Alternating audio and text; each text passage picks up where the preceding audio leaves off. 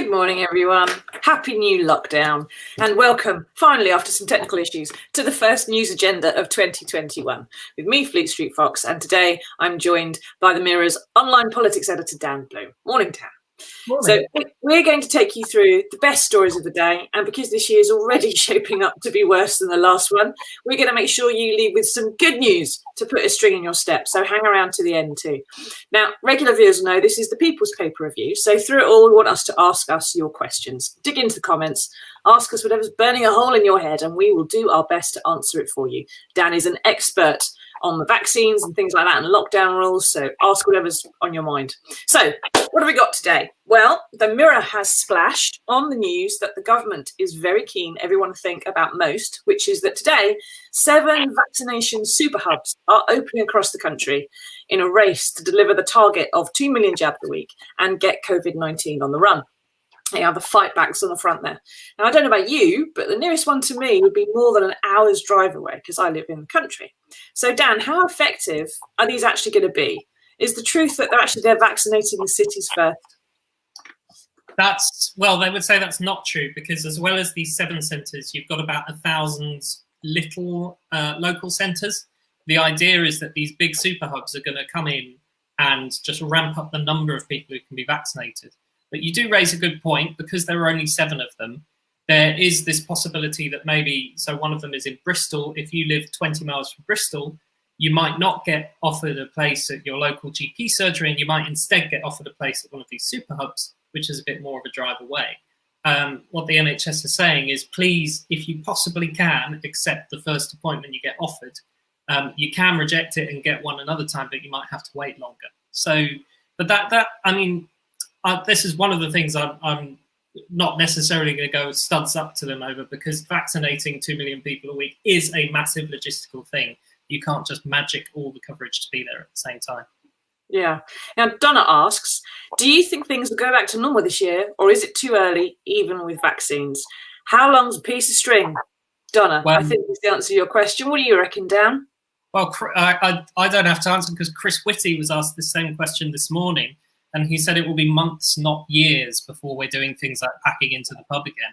But that might not be absolute normality, so we might still have rules on things like public transport next winter with the masks. The sort of thing that doesn't actually interfere with day-to-day life too much is what he was suggesting. And that's because, even if everyone is vaccinated, we might have to revaccinate. There might still be some transmission despite a vaccine. So there's all sorts of questions, Donna. Certainly, I don't think we're going to go back to anything resembling normal before Easter, but it could be later than that. Thanks, Dan. Yeah. Well, no, don't sugarcoat it. That's how things are. Now, Chris Whitty's taken to the airwaves this morning. A little video that I want to play you to deliver this hard-hitting message about the fact that we're not been behaving properly. Here in London, for example, 1 in 30 people currently have this coronavirus, according to the Office for National Statistics. Across the country as a whole, it's 1 in 50. So this is a serious problem, and it's rising in every part of England. So what we need to do, because the next few weeks are going to be the worst weeks of this pandemic in terms of numbers into the NHS, what we need to do before the vaccines have had their effect, because it's going to take several weeks before that happens, is we need to really double down. This is everybody's problem. Any single unnecessary contact you have with someone is a potential link in a chain of transmission that will lead to a vulnerable person. Very tough news there from Chris Whitty. Gail says, if lockdowns are getting tighter and support bubbles are banned, what happens to my parents? I'm their carer. As far as I know, Gail, no one is suggesting the support bubbles end, although lockdown can get tighter still. The support bubbles for single adult households, and I'm in one, there's no suggestion at the moment that they would be ended. Am I right, Dan? So as far as I can tell, the reason why the possibility of support bubbles ending has been brought up is because they are one of the big things that exist in this lockdown that didn't exist in the first lockdown. But the government is very keen not to get rid of them, as far as we can tell. What they are trying to do is tighten up some of the other rules, or just make sure that the rules they've already got are being enforced. So the 2 things that were being talked about this morning, for example, among many, were supermarkets they could go back to making sure that supermarkets are making you queue outside and have one-way systems and that kind of thing. And this rule that allows you to take exercise with a person from outside your household. So you can go for a bike ride with one other person or a walk with one other person. That was sort of what's being said now is that was sort of designed for people who really need it. But there are concerns that perhaps it's being abused as an excuse for socializing or that kind of thing. So they're not the sort of line that we're getting at the moment is that they don't want to ban this, but they are keeping it under review because it's one of those, quote, unnecessary contacts that Chris Whitty was talking about, where, yes, you're allowed to do this and it's good exercise and that sort of thing, but do you really have to do it with another person, is what he's saying this morning. Right, well, there's plenty of people who say, yes, I do, to some extent, isn't there? And there's plenty of people who start saying the rules are mad. If I can't stand in a field with a mate 2 meters away, how am I possibly going to contract anything, etc., etc.? There's a mental health element to this, isn't there? That you know, you're seeing friends and you're staying distant and it's allowed within the rules, then why are people being penalised for that? Exactly, and what evidence is there that, you know, going for a bike ride with a mate is going to infect either of you? Now, this is part of the problem, isn't it? We've got lockdown fatigue. This is one of the things that in the first lockdown was the argument for not making it early, was that people, and in particular the great people of the United Kingdom who love freedom so much, would get very worn down and fed up with rules and regulations. And that's what's happening now, partly because they've been going on for a long time, partly because they're confusing and they kept changing, but also because it's easier to queue outside a supermarket or a post office in June than it is now, when it's slashing it down or it's sleeting or it's cold. And it's much less bearable, all of it. Never mind, you know, not socializing and not seeing friends or family when it's dark and cold, and people are always a bit more depressed anyway. So the government is desperate to talk up the vaccines because that's good news and good headlines. But the more they do that, the more the rest of us start relaxing. So it's a catch-22 in a way. They can't do both, but they need to do both. They need to tell us to keep safe. And they need to say, look, there is light at the end of the tunnel. So, Dan, how do they get through it? What can they actually do? They seem to be doing it through this sort of good cop, bad cop thing at the moment, because you've got a good cop. Nadim Zahawi, the vaccine minister, was on the radio at 7:10 saying we're going to have all these vaccines. It's fantastic. Then you had the bad cop, Chris Whitty, at 7:30 saying this is going to be the hardest weeks yet, and a lot of people are going to die.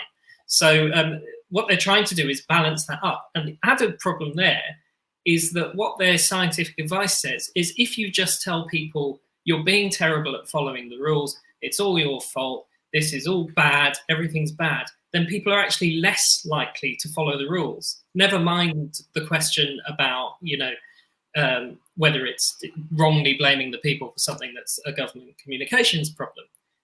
The fact is, if you tell people that lots of people are breaking the rules, psychologically, people think, well, lots of people are breaking the rules, so what I do doesn't matter. So they are trying to walk this tightrope of being positive and negative to scare people enough to get them to follow the rules, but to not, blame everything on them or make them think that, well, we're so, screwed that it doesn't matter. It's an unenviable job, but perhaps they're not doing it as well as they could do.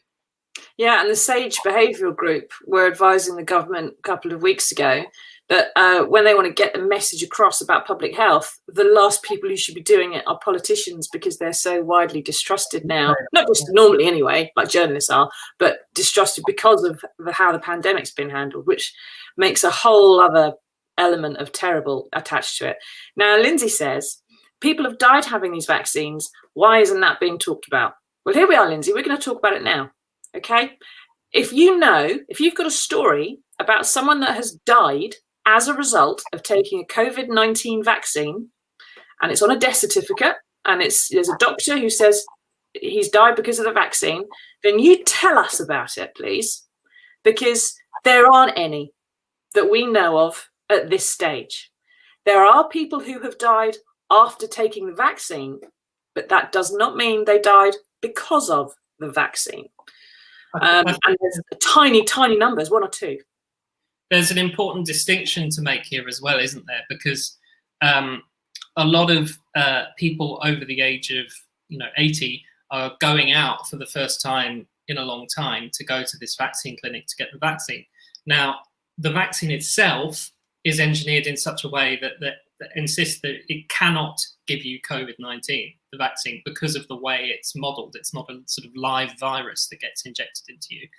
However, if you're going out of your house and going to a vaccine clinic, you are, even though it's managed, you are sort of coming into some contact with other people. Perhaps you're taking a taxi there and that sort of thing. So you might get stories of people who unfortunately contract COVID-19 in that journey that they take or something like that. That's very different to being infected by the vaccine. The problem is that we've warned this before, that the virus is in so many parts of society at the moment that you can pick it up in a lot of places, and you might get stories of people who've picked it up on their way to the vaccine clinic or on the way back. That's not the same as getting it from the vaccine itself. Of course. And if someone has a heart attack, that can happen after having had a vaccine. That's a correlation, not causation. So it can just be something that happens coincidentally. And there is no scientific evidence that the vaccine caused it.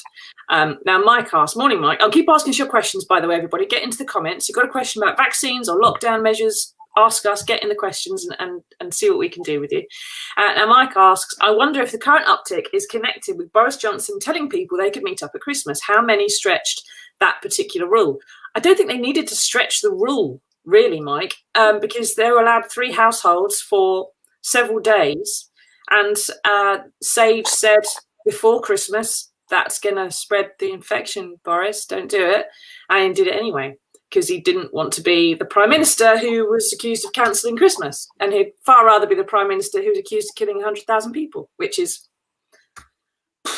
mad, really. What he did do, of course, was he pulled back the rules just before Christmas, didn't he? So he said tier 4, you couldn't do it. And if you're in the other tiers, it's from 5 days down to 1. The question is whether some people perhaps said, well, he said a week ago we could have 5 days, so I'm still doing it. I've already made plans, that kind of thing. I mean, regardless of what the cause is, it's perhaps, not that helpful to say, well, it's the fault of people stretching the rules or it's the fault of whatever. It's more that you can just see the numbers have exploded around the Christmas period, both before Christmas, during Christmas, and it seems maybe afterwards as well. So the numbers have gone up.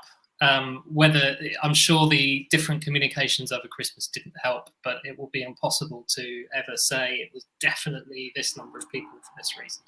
No, you'll see spikes that come at different times, and you say various things were happening at the start of the spike, and common sense tells you some stuff, but science might tell you something different in the end when all this gets analysed in hindsight. Now, something I want to ask you, Dan, because there's an online calculator, several online calculators actually, for working out when you're going to get your vaccine.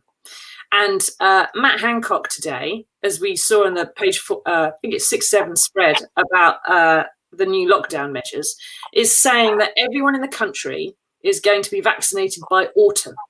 Now, I put in my details into that calculator. It asks you your age and if you've got any underlying health conditions and so on. And I'm obviously well back in the queue. I'm young and I'm healthy. But it said that I won't get my first jab until October 2021, which is what Hancock predicted. But my second jab wouldn't be till Christmas, which is nearly a year away. And overall, the calculator says the whole country is not going to get done for 2 years. So how can you say they're all going to get done by autumn? So first of all, don't trust the calculator entirely. It's a helpful guide but whoever it's made by, whether it's made by the Mirror or the Times or a medical company, it's reliant on assumptions and models and things. It's not, they'll go as fast as they can go. So the calculator might be wrong in either direction. But the thing that Matt Hancock offered, his wording was important. So he said every adult will be offered a vaccine by autumn. Now, the big question is, when is autumn? The Tory minister replied to me saying, I used to say spring was between February and November to make sure I hit my targets. There is that issue. And then the other issue is offered a vaccine, they are saying means you are given an appointment and there is a jab ready to be put in your arm. But that is, as Susie said, that is the first dose. The second dose currently can be given up to 12 weeks later, according to the UK guidance. So being offered a first jab in sort of August, September is not the same as being fully protected against COVID in August, September. And you might only get that full protection or maximum protection in Christmas time easily, even if we do hit that autumn target, because there's that 12-week gap. And of course, the more people are getting first doses, the less time they have for second doses, and they have to slot all of those in. Right. So that's a good way of saying, yeah, you might have to wait till Christmas, Susie. And that obviously also raises the prospect of having another September, perhaps a bit like the one we've just had. Got a bunch of people vaccinated, it's not quite so bad. But, you know, that September next year, or this year rather, sorry, it is now, when people go back to school and so on and so forth after the summer suppression in the virus, there could be another wave even a year and a half after it started, which is suboptimal, isn't it? Shall I take Sammy's question? Yes. I presume she's talking about the 12-week gap. Yeah, I assume so too. So what the medics have said about this is there is some potential theoretical risk of, because you have a bit less protection for those 12 weeks, there being more sort of vaccine escape mutation of the virus. The virus could perhaps mutate in a way that is resistant to the vaccine.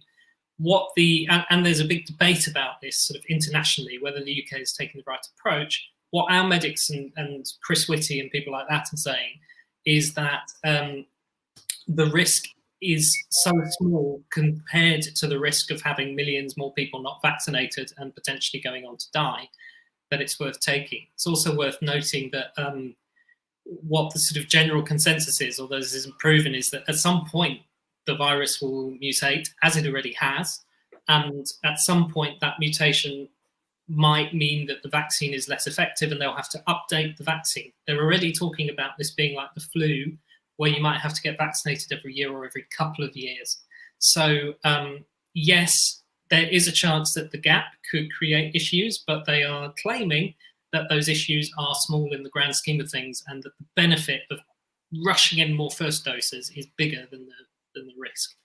Yeah, and the 90% efficacy of the first dose under the Pfizer jab is still much, much better than the efficacy of the flu jab that we get every year. So that's still quite a good thing. Now, Amy asks, when are nurse students having the vaccine?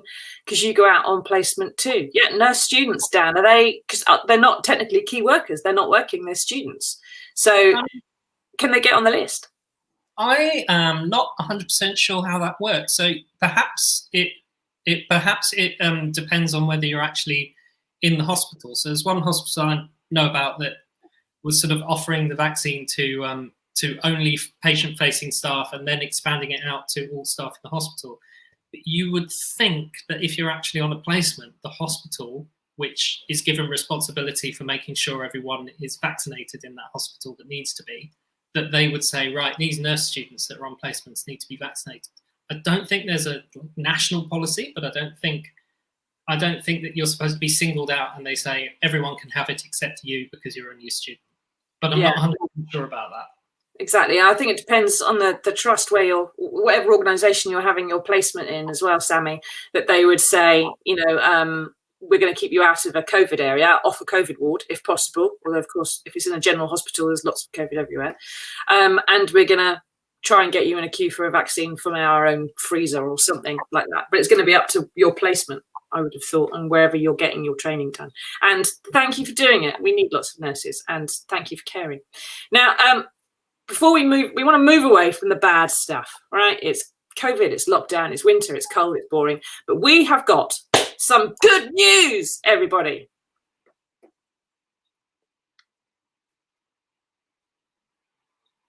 Donald Trump is going to be impeached today. Woo-hoo-hoo! Finally. He's going to do something which will be unprecedented, which is actually a good thing, which is he's going to become the only president in history to be impeached twice. Now, unfortunately, he's only got 9 days left in office, and a process that normally takes weeks or months of debate and arguing is in theory going to be sped up so it takes only days. Now, he's only got just over a week left in power, but being impeached would mean a guarantee that he could never run for public office in the United States again, not even the city council. So, Dan, if he's impeached, if this can go through, what else might the giant Oompa Loompa lose aside from his mind? Well, he could potentially lose that last remaining respect that he's got. Don't forget, 70 million or so Americans voted for him a couple of months ago. And he would kind of lose that legacy that he thinks he has, perhaps, of, he, for all his, many faults and problems and the terrible things he's done, he thinks he's leaving behind, this great place, and he wants to start a campaign, a sort of carry on his movement, whatever you want to call it, to sort of keep his voice in US politics in the future. And that isn't just about a future actual run at the office. That is about influence. You look at kind of, what parties like UKIP did over here, where even when they failed to win seats, they were having a big influence on the ruling party. Now, in theory, all of that could be under threat if he is successfully impeached. But the problem is that Trump supporters could actually rally round him when that happens, and that is one of the concerns in the US. I'm sorry to turn the good news into. Don't do it, Dan. Come on, you're ruining on your gimmick. my fear is that perhaps if this all goes ahead, you would have the Trump supporters even more likely to, try and disrupt the inauguration and that kind of thing, because they would see that it was an unfair move in his final days of office, even if you think it's entirely fair. So I don't think it's necessarily the silver bullet that you think it is. The one thing it would do, of course, is strip him of the nuclear codes in his final days, though whether you actually think he's going to launch a nuclear strike next week is, I suppose, depends on your opinion of him, doesn't it? Yeah, well, we've got a situation where he's banned. He's too dangerous to be on social networks, but he does still have control of 5,800 megaton nuclear warheads. So there's that to keep us warm. Now, we've had a bunch of questions underneath that we've skipped through. The fact that he's perhaps not going to be impeached. He's got 9 days. There's a possibility it won't happen. The fact there's a request by the Speaker, Nancy Pelosi, which is true. But now the Democrats run Senate and Congress. If there's a vote, it's going to go through. I can't really see it not going through.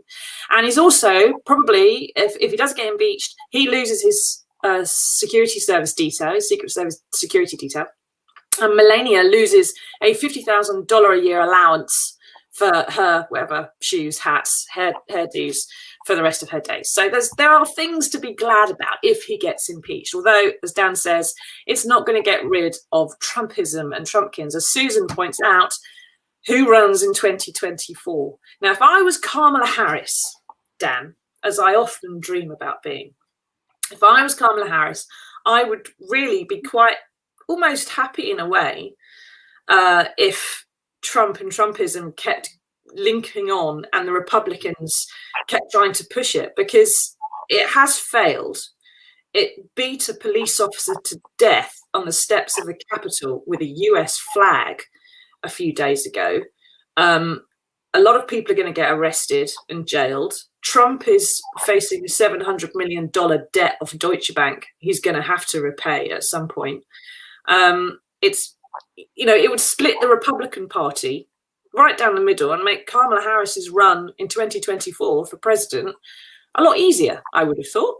What do you reckon? I'm maybe not so confident as you about that. I think that in theory, these sort of theories about the party is going to be split and therefore the other party comes through always work. But perhaps as we've seen in UK politics, it doesn't really work like that.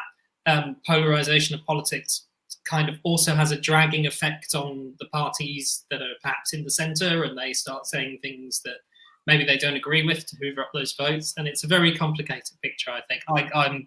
I know I'm sitting on the fence here a little bit, but I don't necessarily think that Trumpism carrying on is a good thing for Kamala Harris and Joe Biden at all. Yeah, and of course you have got 70 million people who voted for Trump, and you've got some very angry people who are not exactly calmed down by the events of the past week. They're actually more riled than they were before, and they are now treating people who've turned against them from their own side, like Mike Pence and Lindsey Graham. They're now considered traitors to the cult of Trump, and they're under threat as well. So although Mike points out there, the Senate could, in theory, still block any impeachment, the senators are taking a slightly longer term view, and they haven't backed a lot of Trump's objections to the count. So I don't know. I'm more optimistic. I still think he could be impeached. And I think that would be a good idea, just to make sure that he's humiliated more than he already is. It doesn't hurt. Anyway, I think it's good news. And that's how we're going to end this first news agenda of 2021. Thank you, everybody, for tuning in. Thank you, Dan, for joining me. I'll let you all go about your days now. And remember, whatever the government cocks up today, at least he's gone for now. Donald Trump, out the door. Bye-bye. Thank you very much, everyone. Toodaloo.